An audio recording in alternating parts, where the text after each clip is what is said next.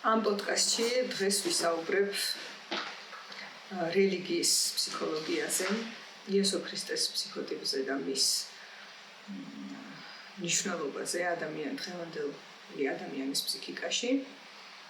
ასევე ვისაუბრებ ადამიანის სექსუალობაზე და ვეცდები მოვიტანო მნიშვნელოვანი იგავები ბიბლიიდან და ახალი აღთქმიდან, რომელსაც გავარჩევ გეშტალტ ფსიქოთერაპიული თვალსაზრისით. მე ვარ ტასო გიგია, ევრივეის პლატფორმის დამფუძნებელი, პრაქტიკოსი, სუპერვიზანტი, გეშტალტ ფსიქოთერაპევტი და მოგესალმებით. რის თქმაც პირველ რიგში მინდა არის, რომ რელიგია ძალიან აქტუალური თემა იყო ადამიანის ცხოვრებაში, დღესაც ასეა და მომავალშიც დარწმუნებული ვარ, რელიგიას ექნება ძალიან მნიშვნელოვანი როლი. სულ პირველად იმისათვის, რომ რელიგიის ფსიქოლოგიაზე ვისაუბრო, უნდა გავიხსენო აუცილებლად ფროიდის არაჩვეულებრივი გამორჩეული შრომა, სახელად ტოტემი და ტაბუ. გირჩევთ ყველას, რომ წაიკითხოთ. მე აღთვალებული დავჭი იმდენად მნიშვნელოვანი ინფორმაციის მატარებელია ეს წიგნი და შეუძლებელია რელიგიაზე ვისაუბრო ისე, რომ არ მოვიტანო ადამიანის ძველი წარსული, ტოტემური წარსული, როდესაც ადამიანი სულ სხვა ფსიქიკურ განზომილებაში ცხოვრობდა, თუმცა ეს განზომილება დღეს აქ და ამჟამად ისევ მოცემულია, ოღონდ სხვაგვარად. მას როგორ ცხოვრობდა ადამიანი ტოტემიზმამდე და შემდეგ როგორ გადაიზარდა მისი ცხოვრების წესი ტოტემიზმში. ძველ დროში, როდესაც ჯერ კიდევ თანამედროვე ცივილიზაციის ჩანასახიც კი არ იყო მოცემული, მეცნიერული კვლევებით დადასტურებულია, რომ ადამიანი ცხოვრობდა პირველყოფილ მდგომარეობაში ასეთი წყობით. იყო ერთი ტირანი, რომელიც მთელ მათ დაჯგუფებას მართავდა უპირობოდ. ის იყო აბსოლუტური ტირანი ამ დაჯგუფებაში, მამაკაცი, რომლის გარშემოც იყო აგებული მთელი ადამიანთა ჯგუფის დაჯგუფების სისტემა.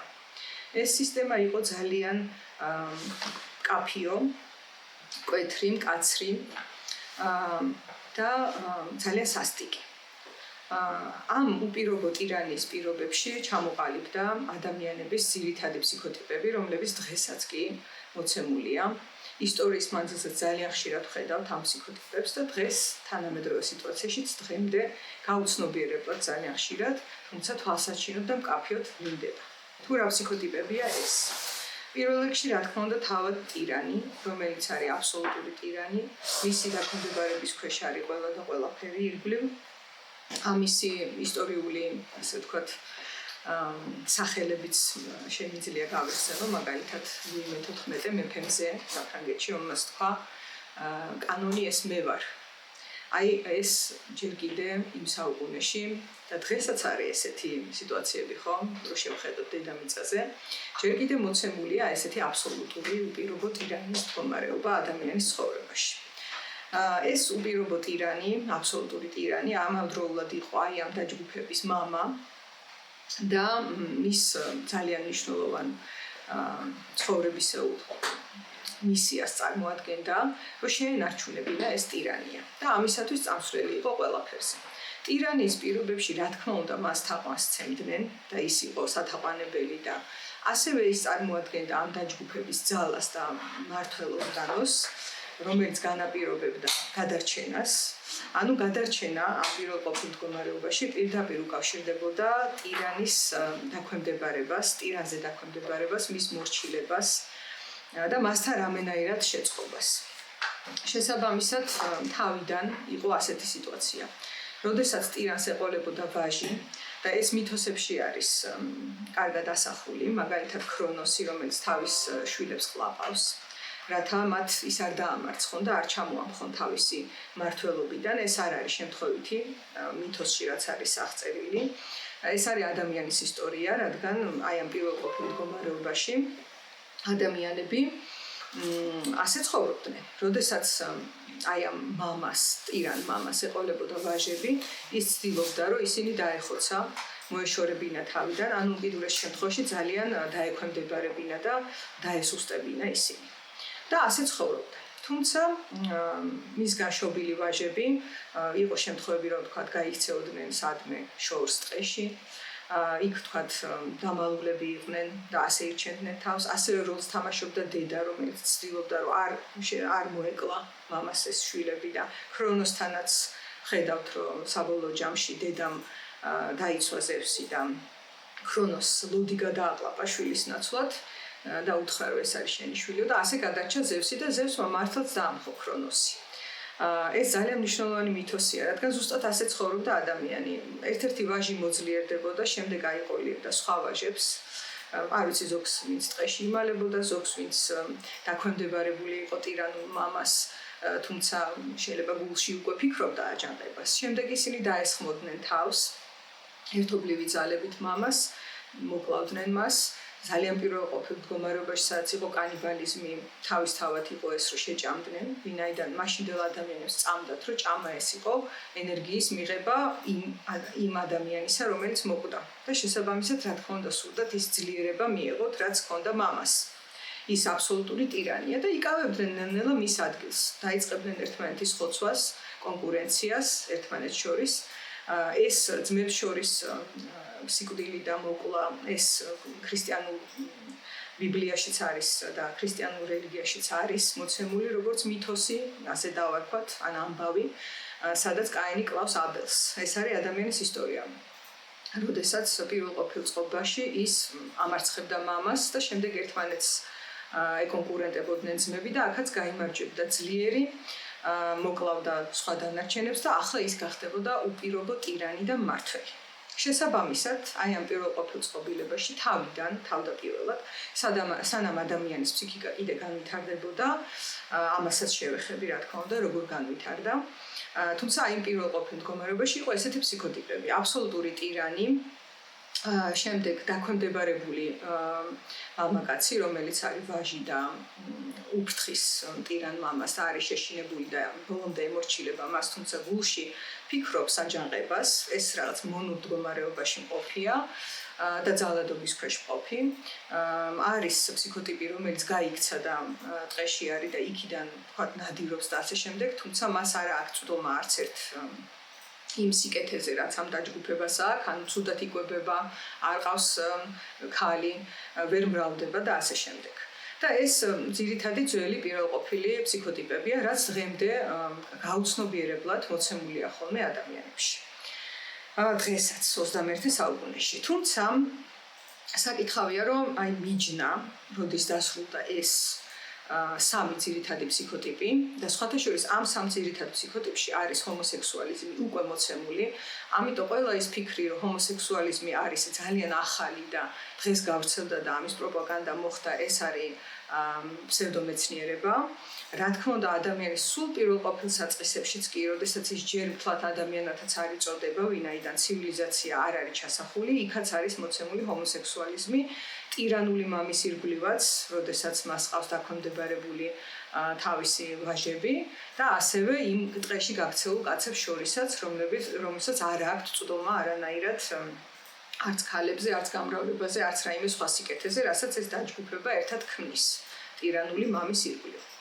ასე რომ ეს ძალიან არქაულია და მინდოდა მეთქვა, ვინაიდან დღეს სექსუალობის თემაც მინდა რომ განვიხილო. რა მოხდა შემდეგ? შემდეგ დგება მიჯნა. ესეთი მიჯნა, რომ ადამიანი ვითარდება, არის სხვადასხვა მოსაზრება, როგორ ხდება ეს მისი განვითარება. მე ჩემს მოსაზრებას შემოგთავაზებთ, რაც ფროიდთან არ წერია. თუმცა მე ასე ვხედავ ამ ყველაფერს. ნეირომეცნიერება დღემდე გვაჩვენებს, რომ ადამიანის ფსიქიკა ვითარდება ნეირონულ დონეზეც და მაშინაც ვფიქრობ, რომ მოხდა ეს განვითარება და ერთ დღეს ადამიანში გააქტიურდა სარკისებური ნეირონი, რამაც გამოიწვია, რომ როდესაც ადამიანი კლავდა, ის იმ მოკლულის ტკივილს თვითონაც შეიგრძნობდა. ანუ ახალ რეალობაში შევიდა. და ამას დაემატა ის, რომ მისი პირველყოფილი წყობილება გულისხმობდა მამის, ანუ უახლოესი ადამიანის და ძმის მკვლელობას. რაც ასევე ძალიან მტკივნეულია გარდა იმისა, რომ ნებისმიერი სხვა არსების მოკლა უკვე სარკისებური ნეირონით აისახა როგორც ტკივილი. ამიტომაც ადამიანში გაჩნდა ამბივალენტური გრძნობები. კი ის კლავდა მამას ჯერ ისევ, თუმცა განიცდიდა ამაზე დანაშაულის გრძნობას. ფროიდის მიხედვით ეს დანაშაულის გრძნობა ასახულია დღემდე ადამიანში, მამაკაცებში, როდესაც ისინი ამყარებენ სექსუალურ ურთიერთობას ქალებთან, შემდეგ განიცდიან დანაშაულის გრძნობას, რომელიც გაუგებარია. ფროიდის მიხედვით ეს ზუსტად მამის მოკვლას და ძმების მოკვლას უკავშირდება, ვინაიდან ეს იყო გზა, თუ როგორ მოიპოვებდა ძალიან არქაული ადამიანი გამრავლებას. ამიტომაც გამრავლება უკავშირდებოდა მოკვლას და შესაბამისად დანაშაულის გრძნობას. როდესაც მან ამის აღქმა უკვე შეძლო. ეს ძალიან დიდი ნაბიჯია ადამიანის ფსიქიკის, რომ სხვისი ტკივილი შეიგრძნო როგორც საკუთარი ტკივილი. შემდეგ მოხდა ასეთი რამ, რომ ერთ დღესაც ადამიანმა კრეატიულად მოიფიქრა გამოსავალი, რომ თავი დაეღწია ამ დანაშაულისგან, რომ მოეკლა მამა ან მოეკლა ძმები. და აი აქ მოვდივართ ზუსტად იმ მიჯნაზე, იმ საზღვარზე, სადაც თანამედროვე ადამიანი ისახება და ეს არის ტოტემური წარსული. ადამიანმა შექმნა ტოტემი, რომელიც განასახიერებდა სიმბოლურად მამას და მამის მოკლის ნაცვლად ის სწირავდა და კლავდა ტოტემს.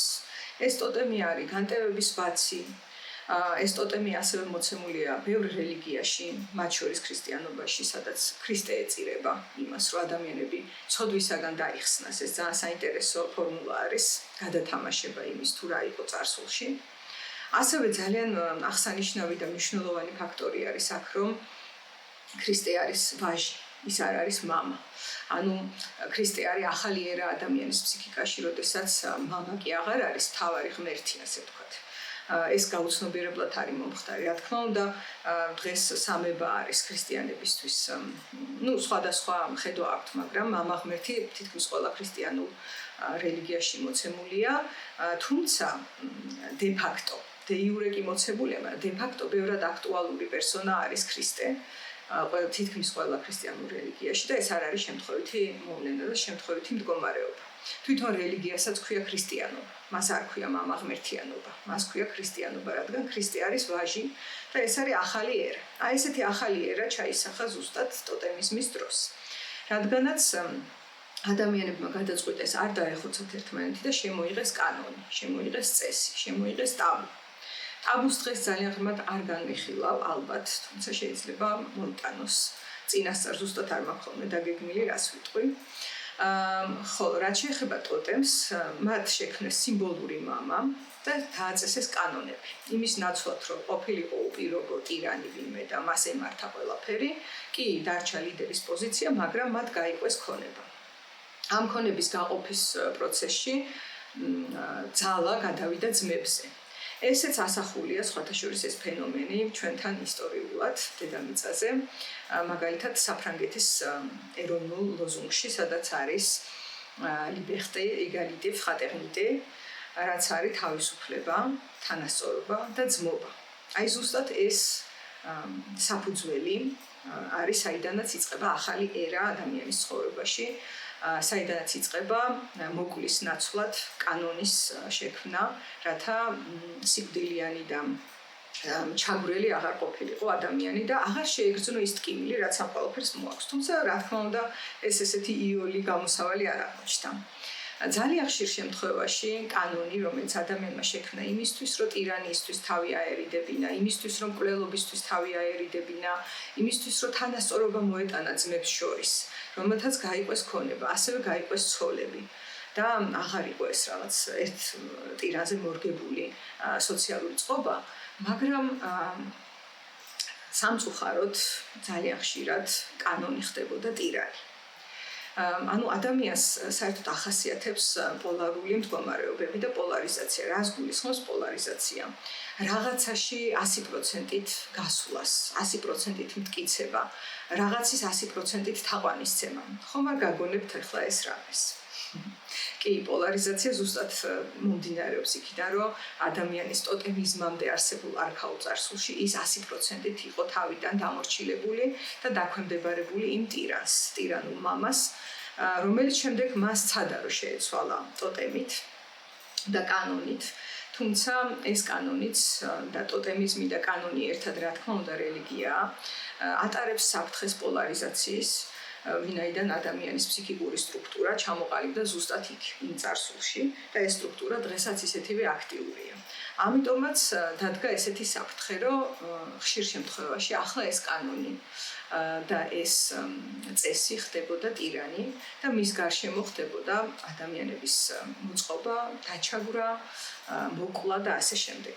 აი ესეთი ტირანული კანონის ერთ-ერთი მაგალითი არის ასევე, როდესაც ადამიანები ფაშიზმში და რასიზმში გადადიოდნენ, აქაც 100%-ით და ეს ფაშისტური თუ რასისტული თუ სხვა წყობილება ხდებოდა მათი უფროსი და აზროვნების უნარიც კი იხევდა უკან.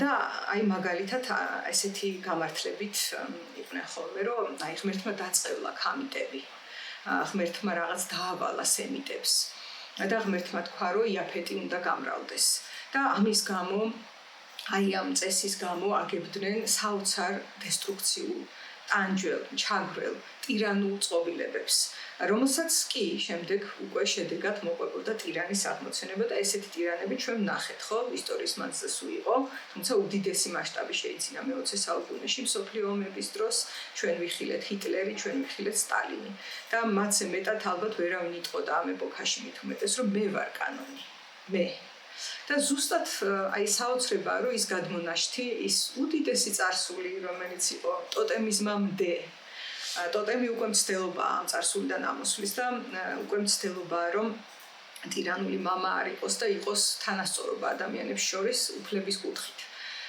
და მაინც აი მე-20 საუკუნეში ჩვენ ვნახეთ უდიდესი ტირანები, რომლებმაც ტირანული კანონის ირგვლივ დაალაგეს წყობილება და შექმნეს ჩაგვრა, ტანჯვა, უბედურება. სამწუხარო მოვლენაა, თუმცა ამ ყველაფერს გაცნობიერების წყალობით შეიძლება რომ ადამიანმა თავი დააღწიოს და ასევე იმით, რომ მისი ფსიქიკა ისევ ვითარდება. საბედნიეროდ ფსიქიკა ეს არ არის სტატიკა, რომელიც მოცემულია და სულ ასე იქნება. კი, დიდი სხვაობებია, არსებობს უკვე ადამიანების საზოგადოებებში მაგალითები თანასწორობის, ძმობის და თავისუფლების, პატარა მაგალითებიც ძალიან ბევრს ნიშნავს, ვინაიდან ეს ტირანული და ჩაგვრის წყობილება ძალიან ძველია. აქვე სანამ გადავალ ახლა კონკრეტულად რელიგიის და ქრისტეს პერსონის განხილვაზე ფსიქოლოგიური გადასახედით, მინდა დავაყოლო ქალების ფსიქოტიპები ტოტემიზმამდე და ტოტემიზმის შემდეგ, ვინაიდან ესეც დღემდე მოცემულია როგორც გაუცნობიერებელი პატერნები, რასაც ადამიანები დადიან და იმედი მაქვს, რომ ამის მოსმენის შემდეგ განსჯა როგორც კაცების, ისე ქალების მიმართ დაიწევს და გაცნობიერება ამ საკუთარ თავში თუ სხვების მიმართ აი ამ პატერნებისა აიწევს მსმენელში და ეს უკვე გაცნობიერება არის ცხადგრძნობის მომტანი თუ რა გავაკეთოთ ისე, რომ ეს ჩაგვრა და ეს ტირანია აღარ იყოს ჩვენი ცხოვრების მმართველი. ის მაინც იქნება ჩვენი ცხოვრების შემადგენელი ნაწილი ალბათ რაღაცა პერიოდის მანძილზე, რადგან იოლი გადასალახი არ არის ის ფესვები, საიდანაც ამოიზარდა ადამიანი, თუმცა ზუსტად ზრდა არის გამოსავალი, სახარებაშიც არის არაჩვეულებრივი იგავი, რას გავს სასუფეველი და იქ წერია, რომ ეს არის მდოგვის მარცვალი, რომელიც გაიზარდა, იზრდება და მასზე უცხო ფრინველები სხედან. ეს მართლა საუკეთესო აღწერა არის, რადგან ზრდაში არის სიკეთე მოცემული ადამიანში, განვითარებაში და არა წარსულში, რომელიც პირდაპირ განასახიერებს ტირანულ მამას. ეს ძალიან ხშირად ტრადიციულ საზოგადოებებშიც მკაფიოდ ჩანს, რომ ტრადიციის დაცვა ზუსტად იგივე კანონის დაცვა არის, რაც ტოტემიზმამდე იყო. რა თქმა უნდა, ფორმები შეცვლილია, შეიძლება ფიზიკურად არავინ გვდება, ფიზიკურად არავის ჭამენ, ან აუპატიურებენ, ან ძალადობენ მასზე. ხანდახან ესეც ხდება, მაგრამ ზოგიერთ კანონის წინაშე ეს არ ხდება. თუმცა ეს კანონი შესაძლოა ფსიქოლოგიურად ჭამდეს ადამიანს, ფსიქოლოგიურად ანადგურებდეს და ფსიქოლოგიურად აუპატიურებდეს კიდეც, ვინაიდან შემოჭრილია გარედან. ეხლა რაც შეეხება ქალების ფსიქოტიპებს, როგორ იყო დალაგებული ტოტემიზმამდე, ეს რა თქმა უნდა არის ჩემი ლოგიკური დასკვნა და ანალიტიკური შეფასება, ამის ესე მკაფიო თქვათ, რაიმე მტკიცებულება არ არსებობს, თუმცა წყობილების მტკიცებულება ჩვენ გვაქვს, არაერთი არტეფაქტი დევს, თუ როგორი იყო მაშინ ის წყობილება და აქედან გამომდინარე, რა თქმა უნდა, ვერ ვიტყვი, რომ ეს აბსოლუტურად ჩემი წარმოსახვაა. ეფუძნება იმას, რაც ისტორიულად და მეცნიერულად მოცემულია.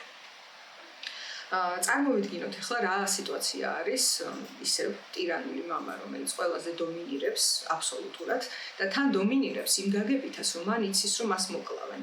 ეს რა თქმა უნდა იცის. ადამიანი ჰომო საპიენსია და მან ნახა თვითონ როგორ მოვიდა ძალაუფლებაში. მეტსაც გეტყვით, შიმპანზეების წყობილებაც ასეთია და შიმპანზემაც იცის, რომ მას ერთ დღეს გადმოამხობენ და მოკლავენ. ამიტომაც ადამიანმა დიდი ტირანიის დროს ტოტემიზმამდე წარსულშიც და დღესაც სადღაც გულის სიღრმეში იცის, რომ შეიძლება ძალიან ცუდად დამთავრდეს მისი ეს პოზიცია, ხო?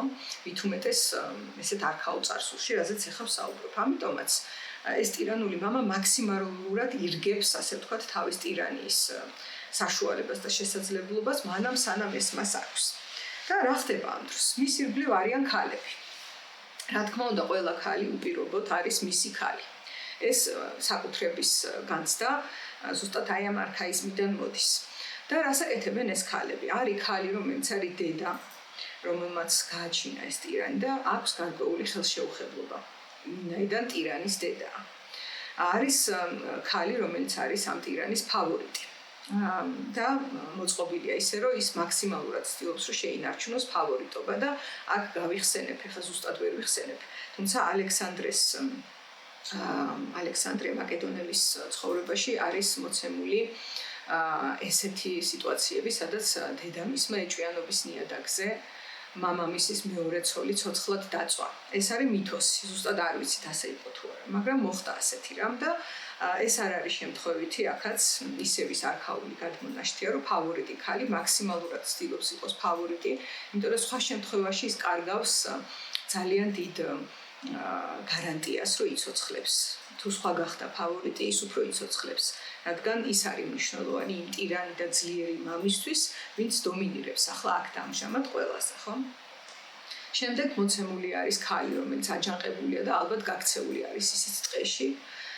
იქ არის ვარიანტი, რომ მას მოკლავენ ან გააუპატიურებენ, იმიტომ რომ იქ ძალიან ბევრი კაცია გაქცეული, რომელიც ტირანს გაერიდა, მაგრამ მათ წყურიათ ქალი და იქ მოცემული არ არის ეს. თუმცა არის ისეთი ქალიც, რომელიც გააღწევს და ვერ მოკლავენ მას და აქ არის ამაზონი ქალის ჩანასახი, რომელიც უარს ამბობს კაცებთან ნებისმიერ ურთიერთობაზე, იქნება ეს ტირანი მამა თუ იქნებიან ეს ტყეში გაქცეული მამაკაცები და ხვდებით ფსიქოტიპს ქალისა, რომელიც ალიანსში შევა რომელიმე მამაკაცთან, რომელშიც ხედავს პოტენციალს, რომ ის დაამხობს ტირანს და თვითონ გახდება ტირანი. ასევე არის, რა თქმა უნდა, ქალი, რომელიც არის ქალიშვილი და ცდილობს, რომ გახდეს ფავორიტი. კი, მაგ პერიოდში ადამიანთან ინცესტი ტაბუირებული არ არის და ჩვეულებრივი მოვლენა. ეს არის ძალიან არქაული ძველი წარსული, რომელსაც მე ხა ვაჟღერებ ფროიდის ტოტემი და ტაბუზე დაფუძნებით და ასევე სხვადასხვა მეცნიერული არტეფაქტების გამოყენებით. ხო, ეს არის ფსიქოტიპები. რა თქმა უნდა, ის ფსიქოტიპი ქალი, რომელიც ცდილობს, რომ ალიანსში შევიდეს კაცთან, რომელიც აქ და ამჟამად დაჩაგრულია, მაგრამ მასში არის პოტენციალი, ეს არის გზა, გარდამავალი გზა ეს ქალი იმ ახალი წყობილებისკენ, რომელიც შეიქმნება და გადანაწილდება საკუთრება. და ამიტომაც ისევ საფრანგეთის მაგალითს მოვიყვანთ, ძალიან საინტერესოა, რამდენად ცნობიერია ფრანგულ კულტურაში ეს, თუ როგორ არის დამჯდარი ეს რევოლუცია, ასე ვთქვათ, რაც ადამიანის ფსიქიკაში მოხდა და თან ვიცით, რომ ფრანგები ყველაზე რევოლუციური ერია ისტორიულად. ეს შემთხვევითი ვერ იქნება. და საფრანგეთის სიმბოლო არის მარიანა, ქალის სახე, რომელსაც უჭირავს თავისუფლების დროშა. დელაკრუას ნახატზეც ხედავთ მას, რომელიც მიუძღვის ხალხს და პირდაპირ ქვია თავისუფლება მიუძღვის ხალხს. საქართველოს ისტორიიდანაც ვიცით ჩვენ, რომ თამარი მიუძღოდა ხოლმე ჯარს ფეხშიშველა და ეს შთააგონებდა მათ, რომ ებრძოლათ ძალიან მაგრად. ანუ რაღაც ფუნქციონალი ახალი წყობილების დამყარებისა მნიშვნელოვნად იდო ქალში, რომელიც ცდილობდა, რომ ახალ თაობაში ამ აქ და ამჟამად დაჩაგრულ მამაკაცში ეპოვა პოტენციალი გაეღვივებინა ის და ასე ერთობლივად შემდეგ ჩამოემხოთ ტირანი და შეექმნათ ახალი წყობილება. სადღაც აქ შეიქმნა ახალი წყობილება. ეხლა სანამ ვიტყვი ამათი ალიანსი კიდე ისტორიულად რამდენჯერ გამოჩნდა, როგორი იყო, მართალია ესეც ძველია, ეს ალიანსის მდგომარეობა და დღესაც საფრანგეთმა დაამატა ახალი სიტყვა თავის ამ სამ ძირითად პრინციპს დაამატა ხარის თავისუფლება, თანასწორობა და ძმობა და მან ასევე დაამატა დობა. ეს ძალიან საინტერესო მოვლენა არის. 21 საუკუნეა და ახლა მოდის გარემო, სადაც გადარჩენის ნაცვლად სიცოცხლის გააქტიურების გამოწვევის წინაშე დგას კაცობრიობა, რომელიც ან გადაილახება ეს გამოწვევა, ან არ გადაილახება. შეიძლება ისე უკან დაუბრუნდეთ. ეს არ ვიცით. თუმცა მე იმედი მაქვს, რომ გადაილახება და აი ამის სიმპტომია, რომ აღარ კმარა დღევანდელი თანამედროვე ადამიანისთვის რომ მოიპოვოს რაიმე ჯანსაღი კანონი და ამ კანონის წინაშე ეცადოს გათანასწორება ადამიანების და ეს მოხდეს ქალისა და კაცის ალიანსით ტირანიის წინააღმდეგ. ეს თითქოს აღარ კმარა. ამაზეც ვისაუბრებ. მაგრამ სანამ ამ ყველაფერზე გადავალ, მინდა ვთქვა იმ არქაული სხვა დანარჩენი ქალების ფსიქოტიპები, ხო? ამაზონი განვიხილეთ, რომელიც წავიდა ტყეში და საერთოდ განყენებული არის მამაკაცებისაგან. დღესაც მოცემულია ესეთი ფსიქოტიპი. ასევე განვიხილეთ ტირანის დედა, რომელიც ყველანაირად შეთავსებული და შეწყობილია ამ ტირანს. და სხვათა შორის დღემდე სასამართლოზე ვიცით ჩვენ, რომ რაც არ უნდა მკვლელი იყოს მამაკაცი, დედასა და ცოლს არ ეთხოვებათ მის წინააღმდეგ ჩვენების მიცემა და თუ ისინი ჩვენების დროს მოიტყუებიან, ეს სისხლის სამართლის დანაშაულად არ ითვლება რაღაცის გამო, რომელიც მე არ ვიცი კონკრეტულად კანონში როგორ არის, მაგრამ ფსიქოლოგიურად ხვდები რის გამო. ვინაიდან ფსიქიკა ასეა ჩამოყალიბებული, რომ ტირანის დედა არსებობს ესეთი ფსიქოტიპი, ამართლებს ტირანს. ეს ძალიან არქაული მდგომარეობაა მისი ფსიქიკის, ასევე ტირანის ცოლი ამართლებს ტირანს და დღეს ადვილია ამის განსჯა, იმიტომ რომ აღარ უდგას ადამიანს გადარჩენის ისეთი მწვავე რისკი, როგორც მაშინ, თუმცა მაშინ, როდესაც ესეთის არისკო იყო მისი სიცოცხლე და ყოველ წამს შეიძლებოდა მომკვდარიყო ტირანი დამცველის გარეშე, ის ამ ტირანს ბოლომდე გაამართლებდა, ბუნებრივია, რადგან ეს იყო დაცვის მექანიზმი, რაც იცავდა მას სიკვდილისაგან.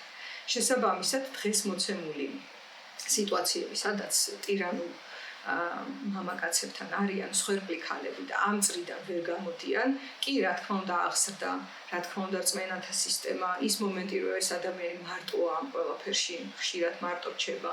შეიძლება ფიზიკურად არ არის მარტო, მაგრამ ფსიქოლოგიურად მისი არავის ესმის ძალიან ხშირად. იწვევს იმას, რომ ის აქედან ვერ გამოდის. ეს არის, მაგრამ კიდევ უფრო უკან რო ჩავიხედოთ თუ რა ხდება ძალიან არქაულ მოგრძო ტვინში, იქ სადაც ლოგიკა, რეალობა ეს ყველაფერი იგივე წონის მატარებელია, რისაც წარმოსახვები, შიშები და სიზმრები პირობითად რომ ვთქვა. იქ ეს მსხვერპლი აღიქვავს, რომ თუ ამ ტირანს დაშორდა, ის მოკვდება. ამიტომ პირდაპირ სიკვდილის შიშის გადალახვა არის მისი დაცვის მექანიზმი, როდესაც ის ამართლებს და ამბობს, რომ იმიტომ დამარტყა, რომ უყვარ ვარ და ჩემთვის კარგი უნდა. ძალიან რთულია ხოლმე ამის აღქმა, როდესაც გარედან ამას ისმენ, თუმცა იმდენად ღრმა ფსიქოლოგიური საფუძველია ამ ყველაფრის უკან, რომ განსჯის ნაცვლად გაცნობიერება ჯობს. სწორედ გაცნობიერება არის ხიდი ადამიანებს შორის. ეს ორი ფსიქოტიპიც არის. და შემდეგ არის კონკურენტული ქალი, რომელიც ახლა არ არის ფავორიტი ტირანის და ცდილობს, რომ ტირანის ფავორიტი გახდეს. მოკლედ, იმის თქმა მინდა, რომ არქაულ წარსულში ქალის, ასე ვთქვათ, გადარჩენის და მისი არსებობის საკითხი გამუდმებით მიჯაჭვული არის მამაკაცს. და ამიტომ ძალიან ხშირად დღესაც 21 საუკუნეშიც სადღაც ჩვენი არაცნობიერი ასე აღიქვავს და აქ მე მიდის სხვადასხვა დაცვის მექანიზმების გამოყენებით გამართლება ტირანული თუ მოძალადე მამაკაცის ქცევისა, მის მიმართ სითბოს გრძნობა და განცდა ეს არ არის იშვიათი და ასე შემდეგ, იმიტომ რომ ოდესღაც იმიტოტებურ წარსულამდე არქაულ სიტუაციაში ეს ნიშნავდა, რომ ადამიანი გადარჩება. ასევე ძალიან მნიშვნელოვანი არის ქალის ფსიქოტიპებზე, როდესაც ვსაუბრობ, აღწერო, რომ ეს, ვთქვათ, დღეში გაქცეული ქალები, რომელთაც არ ელით კარგი ბედი, ელით გაუპატიურება თუ სიკვდილი, ესეც დღემდე მოცემულია სამწუხარო რეალობა, რომ ესეთი არქაიზმები და გადმონაშთები იმ ჩვენი ძველი წარსულიდან ძალიან ხშირად მოცემულია და ერთი დიდი საფუძველი აქვს ამ ყველაფერს გაცნობიერების ნაკლებობა. ვინაიდან ადამიანი, როდესაც იბადება, სხვადასხვა განვითარების ეტაპებს აბსოლუტურად ყველა ადამიანის ფსიქიკა გაივლის, იმ არქაულ წარსულებს გაივლის. იმ ჩვენ ვიცით ფროიდისგან ისევ, რომ რაღაც ასაკში ადამიანს მერე ჩვენ ეს არ გვახსოვს, რა თქმა უნდა, იმიტომ რომ ტაბუს ქვეშ მოექცევა, მაგრამ რაღაც ასაკში ადამიანს უნდა მოკლა 2-3 წლამდე. ის იმდენად ბრაზდება, რომ მას უნდება რომ მოკლას, თუნდაც მშობელი, თუნდაც და, თუნდაც ძმა. სახიფათონიც კი არიან ბავშვები, ხო, ეს ცნობილი არ უნდა დატოვო. იმიტომ რომ ის ვერც აღიქვავს სიკვდილი რა არის. და კი იმ ტოტემურ წარსულშიც ადამიანი აი ზუსტად ასე პრიმიტიულად აღიქვავდა სიკვდილს, როგორც ის 2-3 წლის ბავშვი. ამიტომ ძალადობაზე საუბარი, რა თქმა უნდა, ცალსახად ჩვენი გადასახედიდან დღეს იქ რაც ხდებოდა, ეს არის უპირობოდ ძალადობა და ჩაგვრა. და ადამიანის ისტორია ვიცით, რომ არის ჩაგვის და ძალადობის ისტორია სამწუხაროდ, თუმცა არ დაგვაუწყდეს, რომ ზუსტად მანდ დაიწყო ფსიქიკამ გაფართოვება.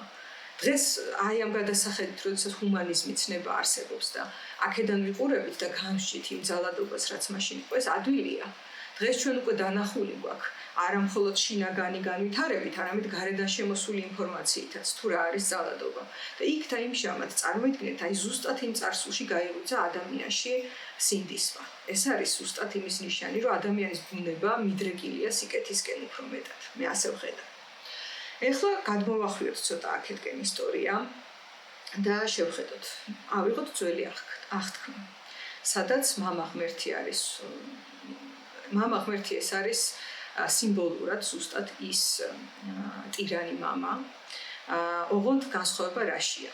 როდესაც ადამიანს ყავდა ესეთი ტირანი მამა და იმის ირგვლივ უწევდა, რომ დაეორგანიზებინა თავის სიცოცხლე და ყოფა, რა თქმა უნდა, მასში იყო მოთხოვნილება და ეს მოთხოვნილება გარკვეულწილად კმაყოფილდებოდა იმ ტირანიაშიც, რომ ის დაეცვათ, მასზე ეზრუნათ, მისი სიცოცხლე ყოფილიყო დაცულ მდგომარეობაში, გამრავლებულიყო და ყოფილიყო, ასე ვთქვათ, ეცოცხლა რა, იმ პირობებში, რაშიც მაშინ იყო. და ზუსტად ეს მოთხოვნილებები გარკვეულწილად იმ ტირანიაშიც კმაყოფილდებოდა. ამას ახლა დღეს თანამედროვე გადასახედით ქვია კომფორტის ზონა. ადამიანი ასე თუ ისე, თუ კი გადარჩება და ცოცხალია, მისი ფსიქიკა აღიქვავს, რომ მისია შესრულებულია. რადგან ჩვენი არაცნობიერი ფსიქიკის მთავარი მისია ის კი არ არის, რომ ჩვენ ვიცოცხლოთ სისხლსავსე ცხოვრებით. არამედ მისია და ინსტინქტი, რომელზეც აშენდა ადამიანი, არის, რომ ის გადარჩეს. და გადარჩენის ინსტინქტი არ ზრუნავს იმაზე, რომ ადამიანი იყოს, არ ვიცი, ჰუმანური თუ არ იყოს ჰუმანური, ან კარგად იგრძნოს თავი, ან ცუდად იგრძნოს თავი. მისთვის მისია შესრულებულია თუ ის გადარჩა. ამიტომაც ტირანი მამის ირგვლივ სოციუმში რო ის გადარჩა, აქ ირთვებოდა ჯილდოს განცდა, რომ მე გადავრჩი. და დღესაც ადამიანი 21 საუკუნეში ჯერ ისევ აი ამ ძირითადი ინსტინქტიდან ამოდის, თუმცა ვითარდება, რა თქმა უნდა, და აღარ არის საკმარისი თითქოს მხოლოდ ის, რომ ადამიანი გადარჩა. და მოდის აი ზუსტად მე-20 და 21 საუკუნის ადამიანის ახალი გამოწვევა და წყურვილი. რომ გადარჩენა არ კმარა, მე მინდა და დღეს ასე იყვნა ხოლმე, თვითრეალიზაცია, თვითგამოხატვა. კი, ადამიანი არის შემოქმედი. აი უდიდეს ქვის ხანასა და ძველ წარსულებში, სადაც ეხა ესეთი სასწაულები აღწერენ დღევანდელი გადასახედით. სრულიად მიუღებელი მდგომარეობები, ხო? აი ღამის კოშმარშიც კი ყველაფერი ეს ერთად იშვიათად თუ დაესიზრება დღეს ადამიანს. და მიუხედავად ამისა, მაშინ ნაპოვნი არის ქვაზე დახატული ცის რუკა. ანუ ადამიანი ამ ეპოქაშიც კი უყურებდა ცას, უყურებდა ვარსკვლავებს, მასში იყო ესთეტიკის განცდა, სილამაზის განცდა და შემოქმედება, ხო? ასე უყურებთ გამოქვაბულებში როგორი ნახატებია დატოვებული და ასე შემდეგ. ანუ ადამიანი მხოლოდ ეს ტირანია და ჩაგვრა არასოდეს არ ყოფილა. და მით უმეტეს 21 საუკუნეში ეხლა ზუსტად ეს გამოწვევა, ჩვენ ვიცით, რომ ხელოვნური ინტელექტს 1000 რამის ჩანაცვლება შეუძლია და ერთი დიდი ასე ვთქვათ, გადაულახავი ბარიერი აქვს დღემდე, ეს არის შემოქმედება, კრეატიულობა და რაიმეს შექმნა და ამაში არის ადამიანი ძლიერი, რადგან ზუსტად ეს არის მისი ბუნება. ეხლა რაც შეეხება ფსიქოლოგიურ ფაქტორებს, რაც უკვე არის, ეს არის ძველი ფსიქოლოგია, რაც ეხლა აღწერე და რაზეც დღემდე შენდება ადამიანების გაუცნობიერებელი პატერნები ფსიქოლოგიური დღეს. გამოსავალიც თქვი, რომ არის გაცნობიერებაში და ერთმანეთის გაგებაში და კონტაქტში. ვინაიდან ადამიანი კონტაქტის დროს ჯანსაღდება, ჯანმრთელდება და ვითარდება და განვითარება სახარებიდან დავისესხებ არის ზუსტად 60-ის მდგომარეობა, ანუ ხის ამოზრდა და ზევით მსვლელობა, წინსვლა, პროგრესი. ამას ასევე ამბობდა კარლ როჯერსი, ჩემი საყვარელი ფსიქოთერაპიული მიმდინარეობის ფუძემდებელი, რომ ადამიანი ჯანმრთელია თუ ის ვითარდება. ის ასე საზღვრავდა ფსიქიკის ჯანმრთელობას. ეხლა შევხედოთ თვითონ ბიბლიურ წარსულს, ბიბლიაში არსებულ სხვადასხვა იგავებსა და რწმენებს. ამ თემის მთლიანად მოცვა მე რა თქმა უნდა არ შემიძლია, ამიტომ რამდენიმე ძირითადი ფაქტორი ამოვიღე, რამდენიმე მნიშვნელოვანი იგავი, რომელიც მინდა რომ გეშტალტ თერაპიულად გავშიფრო, რადგან ვფიქრობ, რომ ამის გაცნობიერება და აღქმა ადამიანს აძლევს მეტ თავისუფლებას, მეტ სივრცეს, რომ ის განვითარდეს. ერთი ძალიან მნიშვნელოვანი იგავი, რაც ძველ აღთქმაში არის მოცემული, არის იაკობის სიზმარი. იაკობი, როდესაც ძმასთან კონფლიქტი მოვიდა და სიკვდილის შიშის გამო წამოვიდა, საკუთარი სახლიდან და მიდიოდა სხვა ქვეყანაში, გზად დაიძინებს. ლოდზე დადებს თავს და დაიძინებს და დაესიზრება კიბე და თუ არ ვცდები სახარებაში ქრისტე იხსენებს ამ იგავს. და ამ კიბეზე ის ხედავს, რომ ანგელოზები, ხიდი არა, კიბე არის გადებული ცასა და დედამიწას შორის და ამ კიბეზე ანგელოზები ადიან და ჩამოდიან. ეს ძალიან მნიშვნელოვანი აქცენტია, რომ ქრისტეს სიტყვებშიც და ძველ აღთქმაშიც ხაზგასმით ანგელოზები ამ კიბეზე ადიან და ჩამოდიან. არ არის აქ ცალმხრივი კონტაქტი დედამიწასა და ცას შორის. ფსიქოლოგიურად რო გავშიფრო ახლა ეს იგავი თას სიზმარშია ნანახი, ხო? ანუ ამით გვაჩვენებენ, რომ ძველ აღთქმაში სიზმარი საკრალურია. კი, დღესაც აქვს სიზმარს საკრალური მნიშვნელობა, ეს არის მდგომარეობა, სადაც გარედან შემოსული აზრები ვერ დომინირებს ადამიანის შინაგან სამყაროზე. და იმ შინაგან სამყაროში ის ხედავს, რაც არის, ხო? თუმცა რა თქმა უნდა, მაინც მოცემულია ადამიანის სინდისი სიზმარშიც. მაგრამ მაინც იქ მეტი თავისუფლება აქვს, რომ საკუთარ სამყაროში ჩაიხედოს და ამ სამყაროში რას ხედავს იაკობი, უდიდესი წინასწარმეტყველი, ხო, ბიბლიური შინაარსების მიხედვით, რომ კიბეა გადებული ცასა და დედამიწას შორის და ამ კიბეზე ანგელოზები ადიან და ჩამოდიან. ანუ კონტაქტის დროს ეს გაცვლა არის ორმხრივი. თუ შევხედავთ ფროიდისეულ ადამიანის ფსიქიკის აღწერას, ჩვენ ვიცით, რომ ადამიანს აქვს სამი ძირითადი ჰიპოსტასი თავის თავში, სამი ძირითადი სტრუქტურა. როგორც ფუნქციონირებს მისი ფსიქიკა, ეს არის სუპერეგო, ანუ ძალიან მოკლედ რო აღწერო, სინდისი და რწმენათა სისტემა და იდეალების სისტემა, არის იდი, ანუ ინსტინქტების და სურვილების და სიზმრის სამყარო და არის მე, შუაში მოთავსებული, რომელიც ამ ორივეს აღიქვავს და არის სამყაროს, აღიქვავს საკუთარ თავს და აკეთებს მოქმედებებს, მოქმედი პირი, ასე ვთქვათ, სუბიექტი. აი ამ სიზმარში მოცემული არის ზუსტად ეს სტრუქტურა, ცა იდეალებისა და ღვთაებების თუ კანონის, რომელმაც ადამიანი წინ წაიყვანა და ასე შემდეგ სტრუქტურა. მოცემულია დედამიწა, მიწა, რომელიც არის სურვილები, სიცოცხლის ინსტინქტი, გამრავლება და ასე შემდეგ და მათ შორის არის ხიდი. ანუ მე. და ეს ხიდი, იმ შემთხვევაში კიბე, უკაცრავად. კიბე არის მე, სიმბოლურად მე და ეს მე არის მოქნილი იმისათვის, რომ ანგელოზები, ანუ შინაარსები, მხოლოდ ზევიდან ქვევით კი არ ჩამოვიდნენ კიბეზე, ან მხოლოდ ქვევიდან ზევით კი არ ავიდნენ კიბეზე, არამედ ავიდნენ და ჩამოვიდნენ. ანუ ეს მე, რომელიც იაკობს ესიზმრება, არის მოქნილი და მიმღებლური ორივე შინაარსისთვის.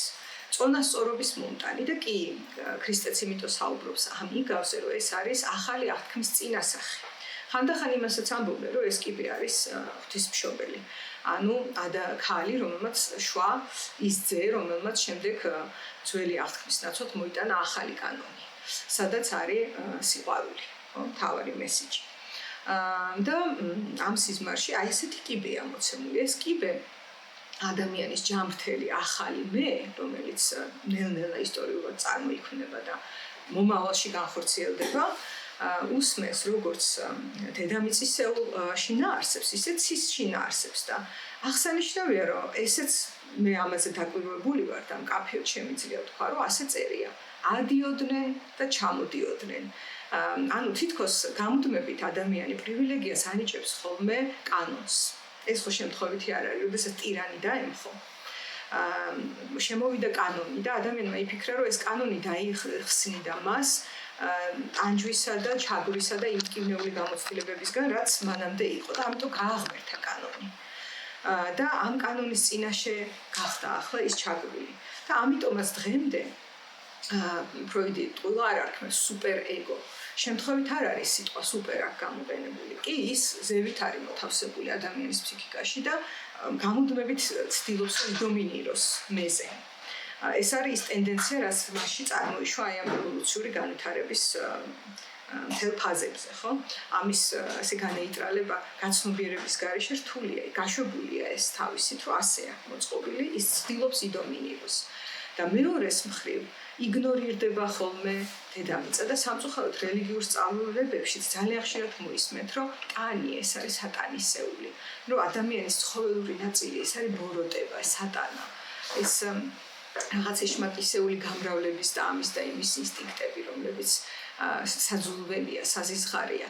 სამწუხაროდ ასეა ხოლმე აღქმული რელიგიურ წესებში თუ კანონებში, რაც უცოდინრობის ნიშანია, არასიღრმისეული რელიგიურობის ნიშანია, თვითონ სახარებიდანვე შემიძლია ამის თქმა, რომ სახარებაში ქრისტიანობს, რომ ნამდვილი მორწმუნის ცოდნა აღემატება წიგნებში მოცემულ ცოდნას, ვინაიდან ეს არის ფარისევლობა. ხოლო წიგნებზე დაყრდნობა შეუძლებელია საკუთარი განცდითი და საკუთარი გამოცდილებით მიღებული ცოდნის გარეშე ადამიანმა თავის თავს უწოდოს მორწმუნე და ზუსტად ეს არის სხვაობა, რომ აი ამ იაკობის სიზმარში დედამიწა არ არის დაიგნორებული, მეტიც საუბარია, რომ ადიან, ანუ ჯერ ქვემოდან ამოდიან შინაარსები, ეს ბუნებრივია.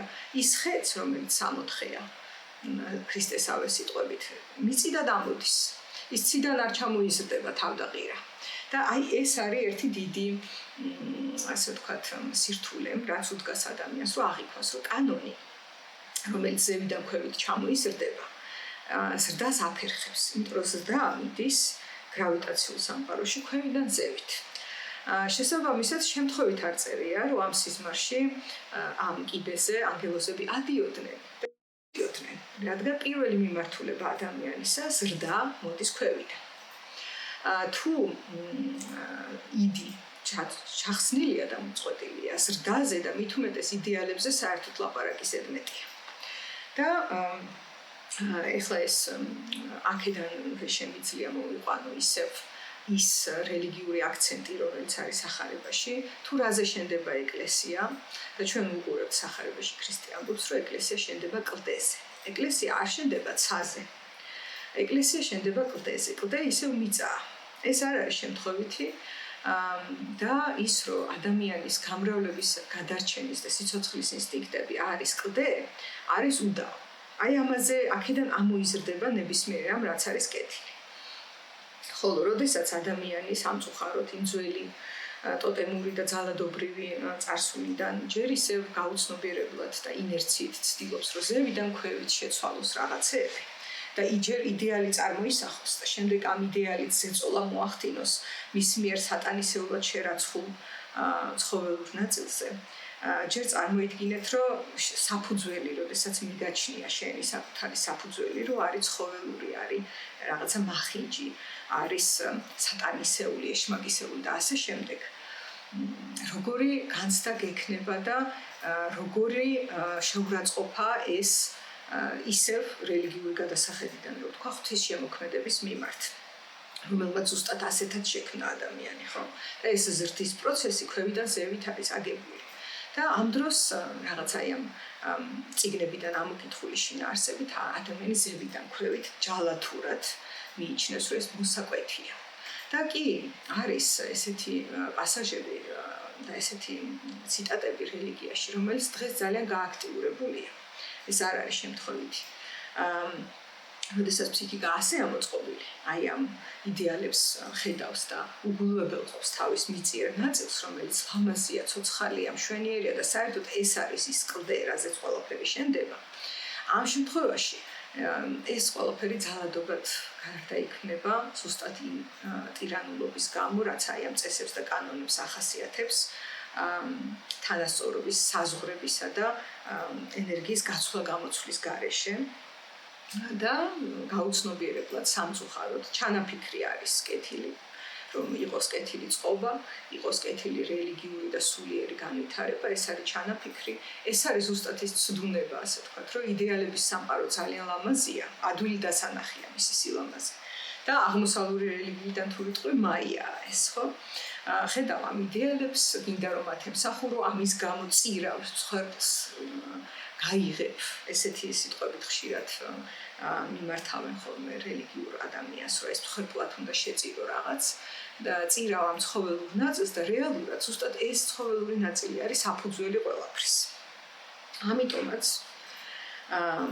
წარმოიქმნება ძალადობა ნაცვლად სულიერების. ეს ძალიან მნიშვნელოვანი და საკუთარ თავში განცდით აღმოსაჩენი შინაარსია. მე ახლა საუბრობ და მხოლოდ მოსაწვევს გავცემ, რომ ადამიანი საკუთარ თავს დააკვირდეს, ჩემი მსმენელი, რადგან ამას მხოლოდ ჩემი მოსმენით ვერ შეიგრძნობს და ვერ გააცნობიერებს. მეც დღემდე ვცდილობ, რომ ეს აღვიქო. ვინაიდან კულტურის ზეწოლა, რომ იდეალების სამყაროა მთავარი და თქვათ ადამიანის სექსუალობის, სიცოცხლის, გამრავლების ეს ყველაფერი არის ინსტინქტი. და ესეც უკვე რედუქცია, იდი, ის, იგ, რაღაც ისეთი რა, თითქოს არც ისე ხელშესახები და ეს არის რა, აი ესეთი მიდგომაა, ხო? და სატანისეული თუ გავამკვეთრებ. ამ მიდგომით, რა თქმა უნდა, გავიზარდე მეც, ამ კულტურის შვილი ვარ, ყველა ამ მიდგომაში დავიბადეთ და გავიზარდეთ და სამწუხაროდ, როდესაც ჩანაფიქრი იყო, რომ ზუსტად ის ძალადობა და ჩაგვრა გაენეიტრალებინა ადამიანს ამ იდეალებისა და ახალი წესის სახელით, ეს ახალი წესი გადაიქცა იმ ტირანად. და შესაბამისად, ისევ წარმოშვა ჩაგვრა, ტანჯვა, მწვალება და ასე შემდეგ. და ასეთი რელიგიური მიდგომების დროს დღევანდელი თემა ასევე მაქვს სექსუალობა. სამწუხაროდ ხდება ადამიანის სექსუალობის ტრავმირება, დაჩაგვრა, ეშმაკად შერაცხვა, ეშმაკისეულად შერაცხვა. საერთოდ ეს დუალიზმი თვითონ რომ არის რაღაც ღვთაებრივი ადამიანში და არის რაღაცა ეშმაკისეული ადამიანში შიგნით მოცემული, ჩემი ფსიქოლოგიური გადასახედით არის ზუსტად ის მდგომარეობა, რომ ის რაც ადამიანმა გარიყა, ის რაც ადამიანმა განდევნა და სიკეთის სახელით გაუცნობიერებლად მოიშორა, მხოლოდ იმიტომ, რომ აღმოჩნდა ბნელში და აღმოჩნდა ისეთ ადგილას, სადაც ადამიანი მზერით არ იყურება საკუთარ თავში. ამიტომ შეირაცხა ეშმაკად და სატანი. ეხლა ასევე ვიტყვი, რომ ძალიან დიდი მნიშვნელობა აქვს ადამიანის განვითარების ფაზას. ხო, ვიცით ეს. რაღაც ფაზაზე ეს აბსოლუტურად ნორმალურია, რომ ადამიანმა თავის თავში რაღაც ნაწილი შერაცხა ბოროტებად. შეიძლება ეს მოხდეს. ესეთი რამ მომხდარა. და რა განვითარების ფაზაზეა ადამიანი, ეს თვითონ რელიგიაში ახლა მოგიყვანთ მე მაგალითს. ჩვენ ვიცით, რომ ქრისტე რაღაც მომენტში დაიბადა რელიგიის მიხედვით, ხო? თუმცა ეს ყოველთვის იყო, მაგრამ ფაქტია, რომ დედამიწაზე და ადამიანთან რაღაც მომენტში დაიბადა და ის ეგეთ იგავსაც აჟღერებს, რომ ღვინოს ახალ ღვინოს ძველ ტიკებში ვერ ჩაასხა. გასკდება ეს ტიკები და დაისხმევა ღვინო. აზრი არ აქვს. ანუ ადამიანის განვითარების რაღაცა ფაზა იყო საჭირო, იმიტომ ეს პროცესია. ადამიანი დღესაც მიდის. ამ პროცესში მიედინება, ხო, განვითარებისკენ ან შესაძლოა რელაფსისკენ, ზოგ შემთხვევაში, მაგრამ მაინც განვითარება არის წინ. და ამიტომ არის მომენტი, როდესაც ქრისტე უკვე მოდის ადამიანამდე, ხო, სიმბოლურად რო შევხედოთ, ახლა რა ხდება. ჩვენ ვიცით, რომ ძველ აღთქმაში მამა ღმერთის საყვარელი ერთ-ერთი ანგელოზი, სატანა, ზუსტად რომელზეც ახლა საუბრობდი, რომ სატანათი რაც ხება ადამიანის გარკვეული ნაწილი ხოლმე სამწუხაროდ. სატანა ძალიან გავს შინაარსობრივად იესო ქრისტეს პერსონაჟს. სატანა ამბობს, რომ მე არ ვარ ღმერთისგან განსხვავებული, მე ვარ ისეთივე ლამაზი და ისეთივე ჭკვიანი, როგორც ღმერთი. იესო ქრისტე პირდაპირ ამბობს, ვინც მე მიხილა, ღმერთი იხილა, მე ვარ ღმერთი. ისევე როგორც მამა არის ღმერთი, ხო? სატანაც ასეთ ტექსტს ამბობს, თუმცა იმ პერიოდში იქ დაიმჟამათ ეს აპარტავნებად შეირაცხა და დაისაჯა და გადმოაგდო ღმერთმა სატანა 64-დან ასე ვიცით ხო, მამა ღმერთმა და ეს ძალიან გავს წეღან რო აღწერე ტირანი მამისაგან შვილების ტყეში გაძევებას. ან მათ დაესჯას და ასე შემდეგ. ასევე ვიცით, რომ სატანა ლუციფერი არის დაკავშირებული სინათლესთან, სინათლის მომტანია. ქრისტე ამბობს, მე ვარ სინათლე, მე მომაქვს სინათლე. ქრისტეს წინასახები მითოსშიც გვაქვს, ხო, ჰერაკლე, რომელიც ღმერთმა დასაჯა, რადგან მან ადამიანებს ცეცხლი მოუტანა. და ბევრი ასეთი რამ. თუმცა ძველ აღთქმაში ჰერაკლეს დროსაც და ასე შემდეგ მამა ღმერთი იმარჯვებს. გამონაკლისი ალბათ არის ზევსი, რომლის შემთხვევაშიც ქრონოსი დამარცხდა. თუმცა ქრონოსზე მაინც არის, რომ ის არის დრო და დრონი მეფობენ და არა მეფენი. ანუ მაინც ქრონოსია სადღაც გამარჯვებული საბოლოო ჯამში. და აქ როგორ შეიძლება ნიჩი არ გავიხსენო, რომელიც აუს ღმერთი მოკვდა. ეს ძალიან საინტერესო ნათქვამია ფსიქოლოგიურად, ვინაიდან თუ კი ღმერთი ძველ აღთქმაში ძველი ადამიანის მიერ დანახული ის ტირანული მამაა, რომელიც გადაგარჩენს, რომელიც დაგიფარავს და სამაგიეროდ შენ მას უნდა სცე თაყვანი, მხოლოდ მას. ეს პირდაპირ აღთქმაში წერია, ხო? ეს ერთადერთი თაყვანისცემის ობიექტი უნდა იყოს. თუ არა და ეს არის სასიკვდილო დანაშაული, ათიცნება ვიცით რომ არის ყველაზე დიდი კოდექსი, ხო, რელიგიაში.